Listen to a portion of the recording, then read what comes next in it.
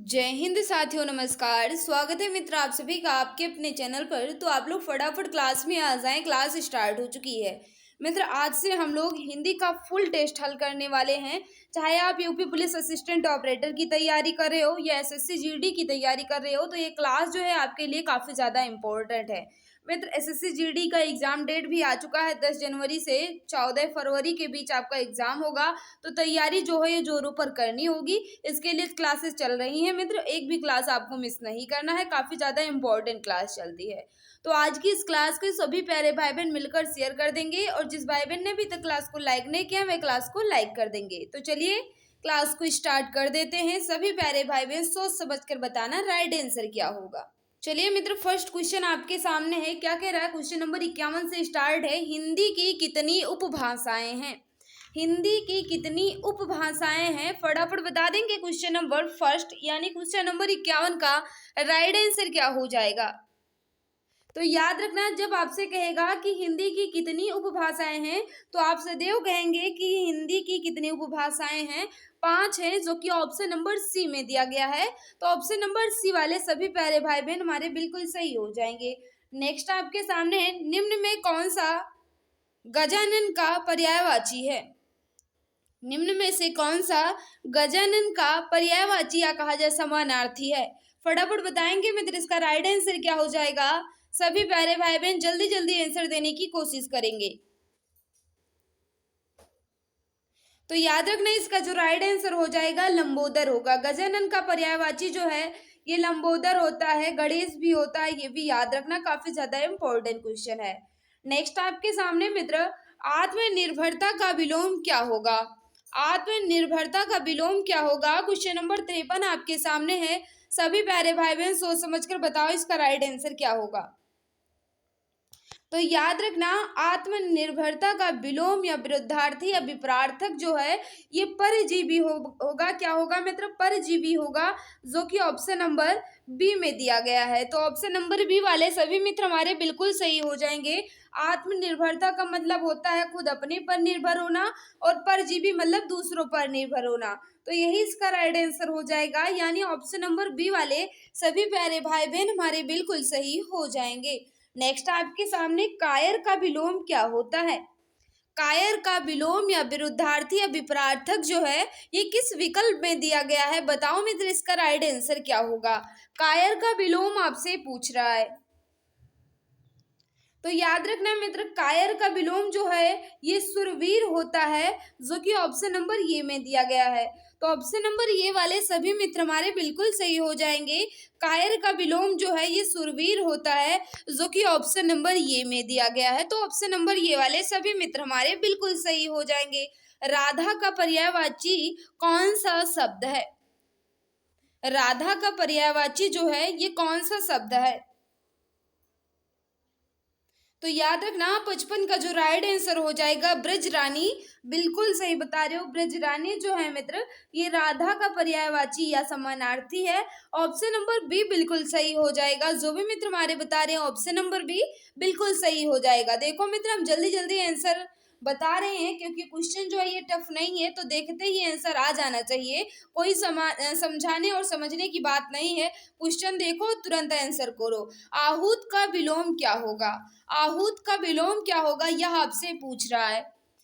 जो समझाने की बात होगी हम जरूर समझाएंगे, लेकिन यह क्वेश्चन जो है काफी ज्यादा इजी है, तो जल्दी जल्दी आंसर देने की कोशिश करें। आहूत का विलोम क्या होगा? अनाहूत होगा, जो कि ऑप्शन नंबर डी में दिया गया है। तो ऑप्शन नंबर डी वाले सभी प्यारे भाई बहन हमारे बिल्कुल सही हो जाएंगे। जो भी मित्र बता रहे हैं ऑप्शन नंबर डी बिल्कुल सही होगा। हंसी का तत्सम शब्द क्या होगा? हंसी का तत्सम शब्द क्या होगा? बता दो मित्र, क्वेश्चन नंबर 57 का राइट आंसर क्या होगा? सभी प्यारे भाई बहन सोच समझकर बताना। तो याद रखना मित्र, हंसी जो है ये कैसा शब्द है? तद्भव है। कैसा है?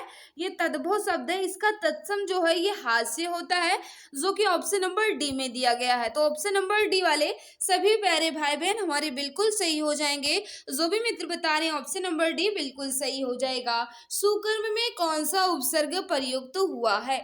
सुकर्म में कौन सा उपसर्ग प्रयुक्त हुआ है? फटाफट बताएंगे। क्वेश्चन नंबर 58 का राइट आंसर क्या हो जाएगा?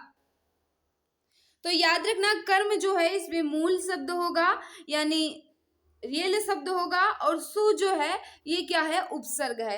राइट आंसर क्या हो जाएगा? ऑप्शन नंबर बी बिल्कुल परफेक्ट होगा। जो भी मित्र बता रहे हैं ऑप्शन नंबर बी बिल्कुल सही हो जाएगा।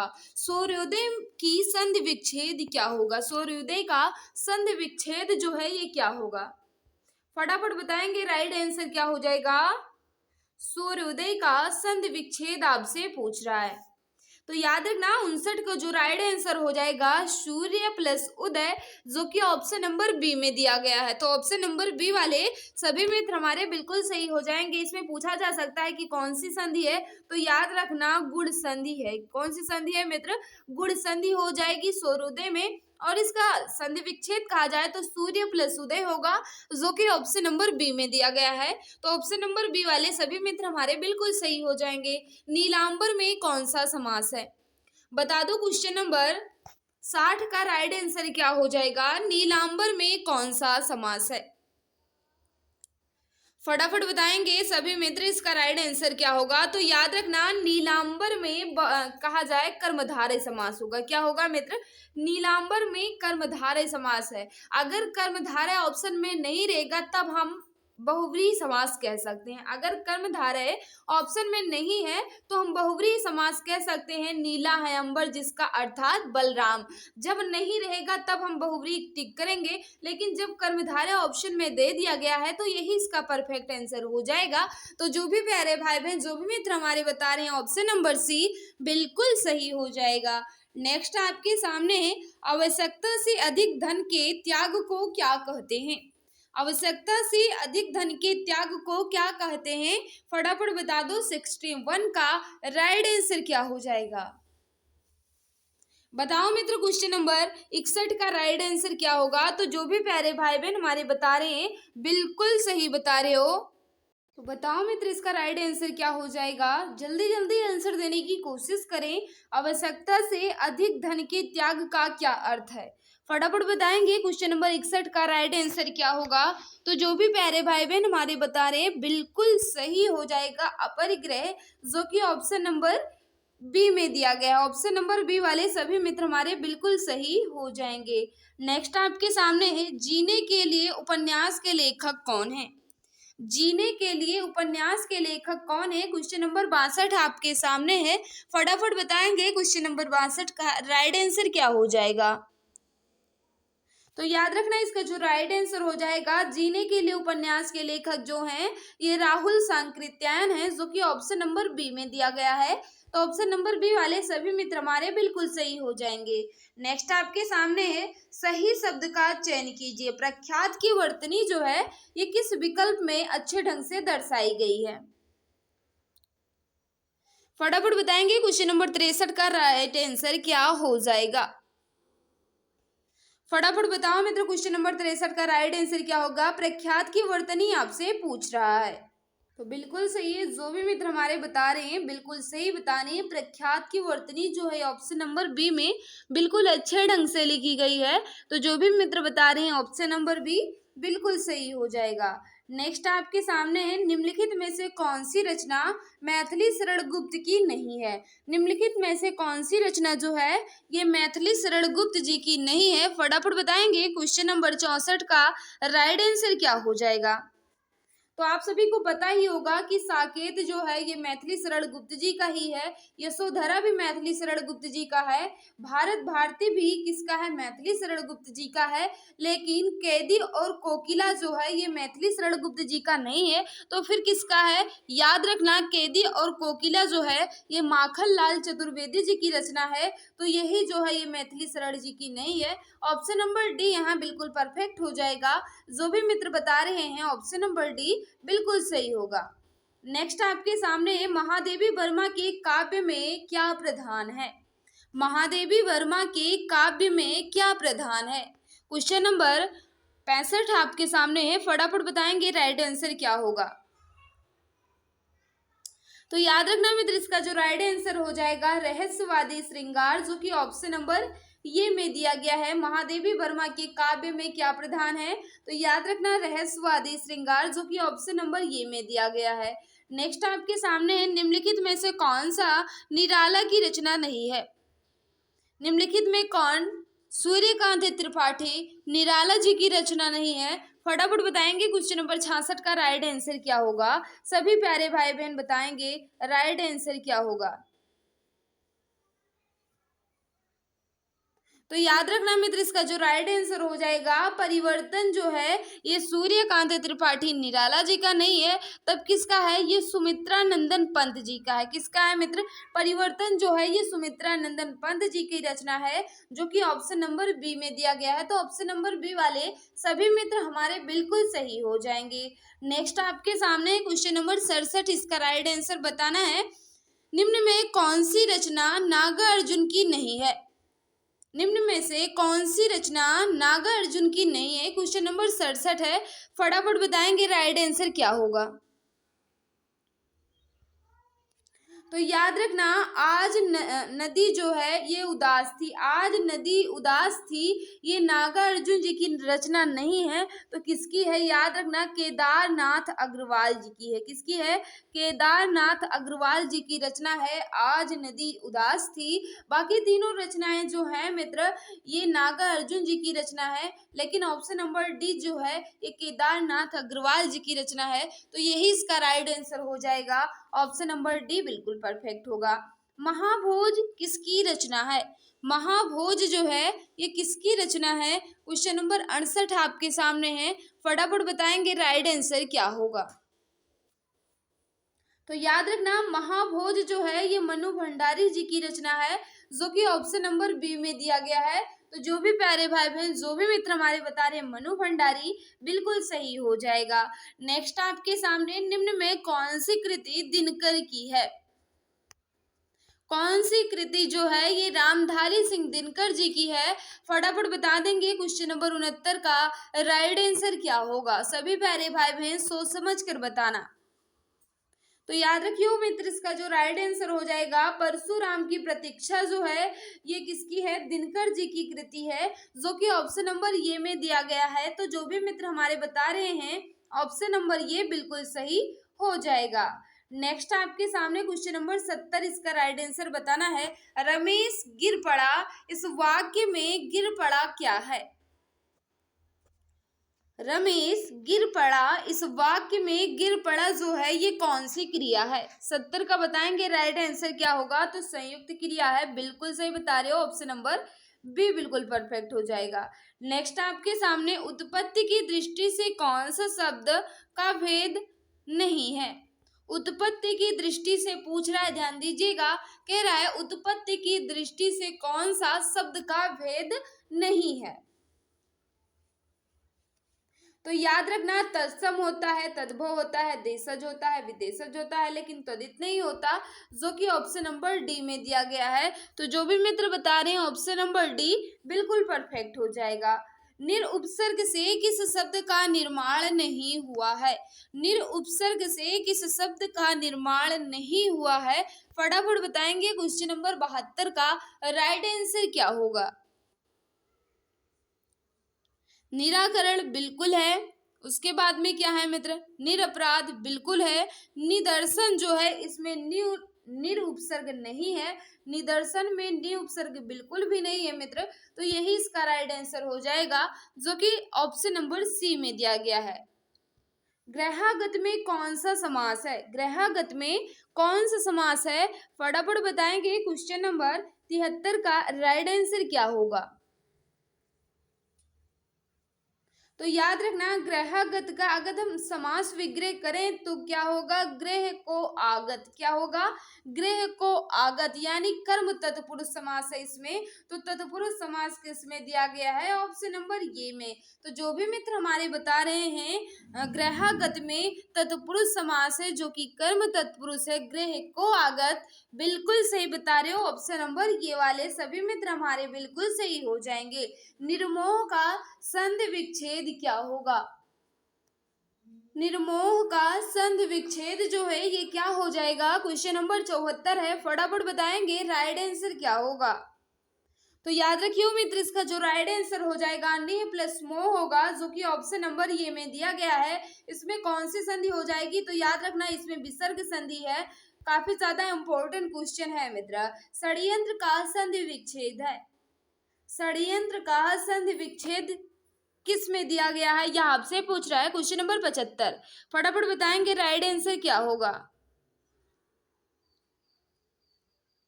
तो याद रखना इसका जो राइट आंसर हो जाएगा षड्यंत्र का सट प्लस यंत्र होगा, जो कि ऑप्शन नंबर ये में दिया गया है। तो ऑप्शन नंबर ये वाले सभी मित्र हमारे बिल्कुल सही हो जाएंगे। चतुर्वेद में समास बताइए। चतुर्वेद में समास बताइए। फटाफट बता दो क्वेश्चन नंबर 76 का राइट आंसर क्या होगा। तो याद रखना 76 का जो राइट आंसर हो जाएगा चतुर्वेद में द्विगु समास होगा। कौन सा समास होगा? द्विगु समास होगा। अगर हम इसका समास विग्रह करें तो क्या होगा? चार वेदों का समूह। क्या हो जाएगा मित्र? चार वेदों का समूह। आप सभी को पता है जिसमें पहला पद या प्रथम पद जो है ये संख्यावाची हो वो द्विगु समास होता है। तो चतुर्वेद में पहला पद जो है ये संख्यावाची है, चार वेदों का समूह, तो द्विगु समास हो जाएगा चतुर्वेद में। ऑप्शन नंबर ये बिल्कुल परफेक्ट होगा। नेक्स्ट आपके सामने है नाक कान में कौन सा समास है? नाक कान में कौन सा समास है? क्वेश्चन नंबर 77 है। फटाफट बताएंगे राइट आंसर क्या होगा। तो आप सभी को पता है ना मित्र, जिसमें योजक चिन्ह लगे हो वहां कौन सा समास होता है? द्वंद्व समास होता है। इसको विग्रह करने पर और आता है, बीच में क्या आता है? और आता है बीच में नाक और कान। और ये भी अंदाजा लगा लीजिएगा कि जिसमें योजक चिन्ह हो वहां द्वंद्व समास होता है। Right answer option number B बिल्कुल परफेक्ट हो जाएगा। मित्र हम आपसे रिक्वेस्ट करना चाहेंगे, अगर आपको क्लास अच्छी लग रही है तो प्लीज मित्र क्लास को लाइक कर दो, और जो भी प्यारे भाई बहन जो भी मित्र हमारे साथ नए हैं वो चैनल को सब्सक्राइब कर बेल आइकन को प्रेस कर लेंगे, ताकि क्लास की नोटिफिकेशन टाइम टू टाइम मिलती रहे मित्र। क्वेश्चन नंबर 78 आपके सामने है। अनुनय विनय से भी ना पसीजना, इनमें से किस मुहावरे का अर्थ है? अनुनय विनय से भी न पसीजना, इनमें से किस मुहावरे का अर्थ है? तो याद रखना इसका जो राइट आंसर हो जाएगा टस से मस ना होना। क्या हो जाएगा? टस से मस ना होना। इस मुहावरे का उचित अर्थ जो होता है या अनुनय विनय से भी ना पसीजना। ऑप्शन नंबर सी बिल्कुल परफेक्ट हो जाएगा। आविर्भाव का विलोम क्या होगा? आविर्भाव का विलोम जो है ये किस विकल्प में दिया गया है? फटाफट बताएंगे क्वेश्चन नंबर 79 का राइट आंसर क्या होगा। तो याद रखना आविर्भाव का विलोम या विरुद्धार्थी या विपरार्थक जब सो है मित्र, ये तिरोभाव होता है। क्या होता है? तिरोभाव होता है, जो कि ऑप्शन नंबर सी में दिया गया है। तो ऑप्शन नंबर सी वाले हमारे सभी प्यारे भाई बहन बिल्कुल सही हो जाएंगे। नेक्स्ट आपके सामने क्वेश्चन नंबर 81, इसका राइट आंसर बताना हो। शायद ही से कोई गलत करे, क्योंकि ये क्वेश्चन जो है काफी ज्यादा पुराना है, काफी ज्यादा इजी है। कोई भी मित्र इसमें गलती नहीं करेगा। हिंदी दिवस किस तिथि को मनाया जाता है? हिंदी दिवस किस तिथि को मनाया जाता है? क्वेश्चन नंबर 81 है। फटाफट बताएंगे राइट आंसर क्या होगा। तो आप बता सकते हैं कि 14 तो सब में है, लेकिन 14 सितंबर को हिंदी दिवस के रूप में मनाया जाता है। अगर आपसे कहेगा विश्व हिंदी दिवस कब मनाया जाता है, तब याद रखना मित्र 10 जनवरी को विश्व हिंदी दिवस के रूप में मनाया जाता है। लेकिन जब आपसे कहेगा केवल हिंदी दिवस कब मनाया जाता है, तब आप कहेंगे कि 14 सितंबर को हिंदी दिवस के रूप में मनाया जाता है, जो कि ऑप्शन नंबर डी में दिया गया है। आरोग्य का पर्यायवाची है। आरोग्य का पर्यायवाची या समानार्थी आपसे पूछ रहा है। फटाफट बताएंगे क्वेश्चन नंबर 82 का राइट आंसर क्या होगा। सभी प्यारे भाई बहन सोच समझकर बताना इसका राइट आंसर। तो बिल्कुल सही, निरोग यानी जिसके कोई रोग ना हो, आरोग्य यानी जिसे कोई रोग ना हो, यानी एक दूसरे के समानार्थी या पर्यायवाची हैं। ऑप्शन नंबर सी बिल्कुल परफेक्ट हो जाएगा। नेक्स्ट आपके सामने है इंद्र का पर्यायवाची है। इंद्र का पर्यायवाची जो है ये किस विकल्प में दर्शाया गया है? तो 83 का जो राइट आंसर हो जाएगा इंद्र का पर्यायवाची जो है ये देवेंद्र होता है, जो कि ऑप्शन नंबर सी में दिया गया है। कानन किस शब्द का विलोम है?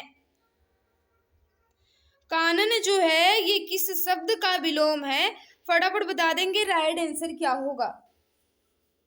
तो याद रखना 84 का जो राइट आंसर होगा, कानन का अर्थ होता है मित्र जंगल या कहा जाए विपिन। तो इसका विलोम जो है ये शहर होगा, जो कि ऑप्शन नंबर डी में दिया गया है। तो ऑप्शन नंबर डी वाले हमारे सभी प्यारे भाई बहन बिल्कुल सही हो जाएंगे। कृतज्ञ इनमें से किसका विलोम है?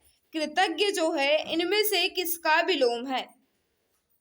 क्वेश्चन नंबर 85 फटाफट बताएंगे, राइट आंसर क्या होगा? याद रखना कृतज्ञ का अर्थ होता है जो किए गए उपकार को मानता हो। कृतज्ञ कौन होता है मित्र? जो किए गए उपकार को मानता हो। और कृतज्ञ जो है ये किए गए उपकार को जो ना मानता हो। तो यही एक दूसरे जो है अपोजिट है या कहा जाए विलोम है। Right answer option number C बिल्कुल परफेक्ट हो जाएगा। नेक्स्ट आपके सामने है, निम्नलिखित में से कौन सी रचना धर्मवीर भारती की नहीं है? धर्मवीर भारती जी की रचना कौन सी नहीं है की बात कर रहा है। क्वेश्चन नंबर 86 आपके सामने है, फटाफट बताएंगे, राइट आंसर क्या होगा? गुनाहों का देवता बिल्कुल है मित्र, धर्मवीर भारती जी की रचना है। अंधा युग ये भी धर्मवीर भारती जी की रचना है। कनुप्रिया ये भी किसकी है? धर्मवीर भारती जी की रचना है। लेकिन नाचो बहुत गोपाल, नाचो बहुत गोपाल जो है ये धर्मवीर भारती जी की बिल्कुल भी नहीं है। तब आपको बताना है ये किसकी है, सोच समझ कर बताओ, 2 सेकंड का हम आपको समय दे रहे हैं। नाचो बहुत गोपाल ये रचना जो है ये किसकी है? तो आप कह सकते हैं कि नाचो बहुत गोपाल जो है मित्र ये किसकी है? अमृतलाल नागर जी की है। किसकी है? अमृतलाल नागर जी की ये रचना है। काफी ज्यादा इंपॉर्टेंट रचना है मित्र, इसे याद कर लेना। ऑप्शन नंबर डी बिल्कुल परफेक्ट हो जाएगा। लेखक में प्रत्यय बताइए, लेखक में प्रत्यय बताइए, फटाफट बता देंगे। क्वेश्चन नंबर 87 का राइट आंसर क्या होगा? देखो मित्र प्रत्यय उसे कहते हैं जो मूल शब्द के अंत में लगते हैं, और उपसर्ग जो है ये मूल शब्द से पहले लगते हैं और शब्द का अर्थ भी बदल देते हैं। लेखक में कौन सा प्रत्यय है यह आपसे पूछ रहा है। तो याद रखना लेखक में अक प्रत्यय है, जो कि ऑप्शन नंबर सी में दिया गया है। तो ऑप्शन नंबर सी वाले हमारे सभी मित्र बिल्कुल सही हो जाएंगे। तो मित्र यहाँ मैंने जितने भी इंपॉर्टेंट क्वेश्चन थे अच्छे से कंप्लीट कर लिया है। इसकी पीडीएफ हमारे Telegram channel exam Guruji by Arvind sir पर दे दी जाएगी, या आप हमारे व्हाट्सएप ग्रुप से जुड़े हैं वहाँ भी इसकी पीडीएफ दे दी जाएगी, ताकि आप इसे पुनः रिवीजन कर सकें।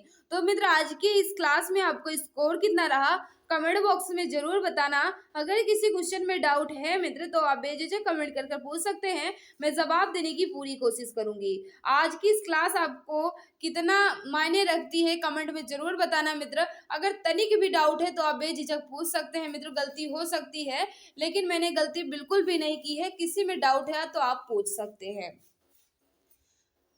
फिलहाल आज की इस क्लास में बस इतना ही। सभी को बाय बाय, सभी को नमस्कार, जय हिंद, जय भारत, वंदे मातरम।